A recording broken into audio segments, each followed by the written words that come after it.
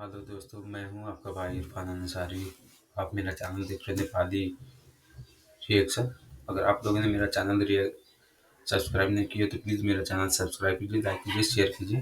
तो आज का खास वीडियो है डॉक्टर जाकिर नाइक, शाहरुख खान, सोहादी खान और कबीर खान, जो कि एक न्यूज़ चैनल है NDTV। वहाँ पर गए हुए हैं सब ने।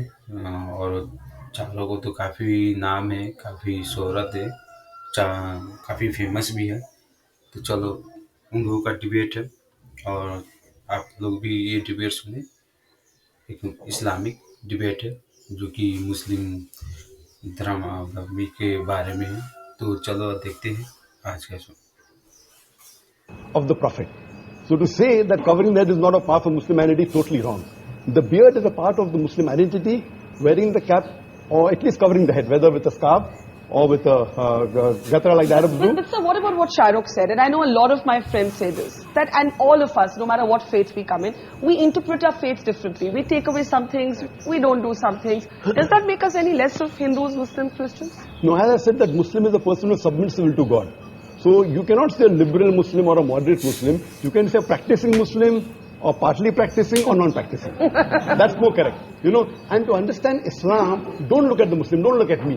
Go to the scriptures. That is the reason I give talks on Islam and comparative religions. But so as far as the stereotype is concerned, Kabir, so, yeah. I find that a too narrow definition of Islam. I personally reject all rituals. But Islam is part of my culture and my ethos. I'm as proud a Muslim as anybody else on this podium. But I don't have to wear it on my sleeve, and I think that's too narrow a definition of Islam. I'd like to make a point. Yeah. They talked about people being stereotyped because of the beard and the cap and the hijab. Then we should say that all Sikhs are stereotyped. Anyone who wears a turban and wears a beard. It's not the same. But what has happened, I'll tell you, in fact, India has become, in a strange sense, more liberal, because when Yusuf Khan entered the film industry and adopted the name of Dilip Kumar, that was a time when the whole of India was pretty prejudiced against Muslims, let me tell you. And Meena Kumari, who was she? She was also a Muslim. Why were all the names? Shahrukh is an amazing example of a Muslim who is now the Badshah of Bollywood with a Muslim name. He didn't have to change his name. So something has happened. Would you have ever changed your name? To Akshay Kumar, yes.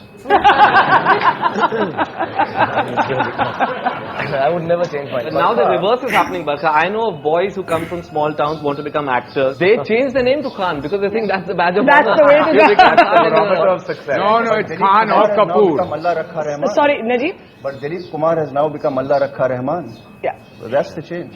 But Now he's no longer a star. Yeah, Shahrukh, you want to make a point, and then Soha and Madani. Yeah, I just want to say one thing. That, you know, I just want to know very clearly, and I'm a Muslim, and I want to know: is it more important for me to look Muslim and see Muslim, or to feel Muslim? I fully respect the scriptures. I fully respect all the hadiths. I have read the Quran in my own way, in Arabic and in English. But I think its time has come, and this genuinely is an appeal, that it is more important to feel Muslim, to feel Hindu, than to look it. And if you do, if you do, it's absolutely cool. And if you don't, it's absolutely cool. Doctor, I quick response to that, and I got two guests waiting to speak. I think the best is to practice Muslim is number one. Yes.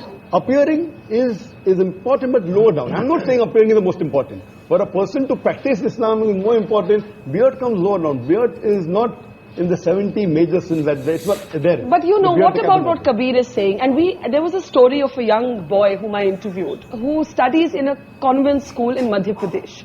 And he's a poor boy. And the school rules wouldn't allow him to wear a beard. He went all the way to the Supreme Court to say, I must be allowed to keep my beard. Otherwise, I prefer not to study. And he actually dropped out of school for a while because of that. The Supreme Court eventually ruled in his favor. And that is my next question, and I want to take that to Madani Saab. Madani Saab, you're a very interesting character for me, because at one level, you have organized, as Alex said, all of these fatwas against terrorism and all of that. But you also had a resolution against the singing of Vande Mataram. And these kind of resolutions, I know many of my friends would say, is what stereotypes Muslims. बात यह है कि वंदे मातरम गाना बिल्कुल अलग चीज़ है। अलग चीज़ है। हाँ, गाने के लिए जिद करना बिल्कुल एक अलग चीज़ है। कोई ज़बरदस्ती गवाना चाहे और नहीं गाएं, या हम ये कहें हम नहीं गाते, तो फिर हम स्टीरियोटाइप हो जाएंगे। टेररिज्म की मुखालिफत करेंगे तो बहुत अच्छे हो जाएंगे।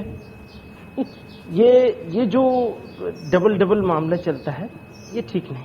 अभी मेरे दाढ़ी नहीं हो और कुर्ता पैजामा नहीं हो, ये भी जो पगड़ी से तो लोग बहुत डरते हैं ना, कहते हैं ये तो, एक बच्चा एयरपोर्ट पे कहता है मदनी साहब मामा मामा देखो बिन लादेन जा रहा है ना।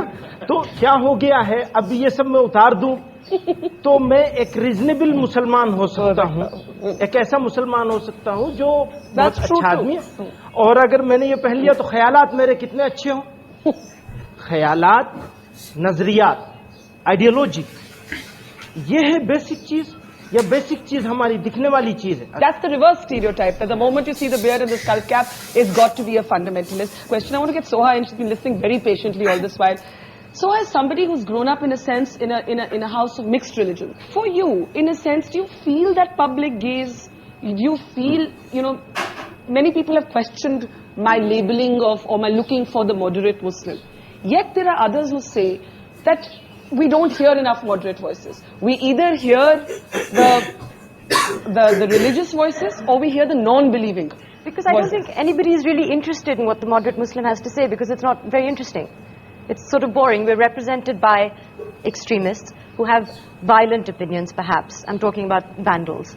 And I think maybe also more recently, I was asking my mother when I was asked to come on this show. I said, in your time, when you married my father, and you had an interreligious marriage, which presumably at that time, 40 years ago, was more controversial than it is today. Were you ever asked to defend your identity, to defend your choice of religion, what it means to be Hindu or Muslim, the way that we are today? And she said, no, not at all. It was a no-comment issue. You just said no comment and you moved on in life. Over the past, maybe ever since I've been in cinema, certainly, it's an issue.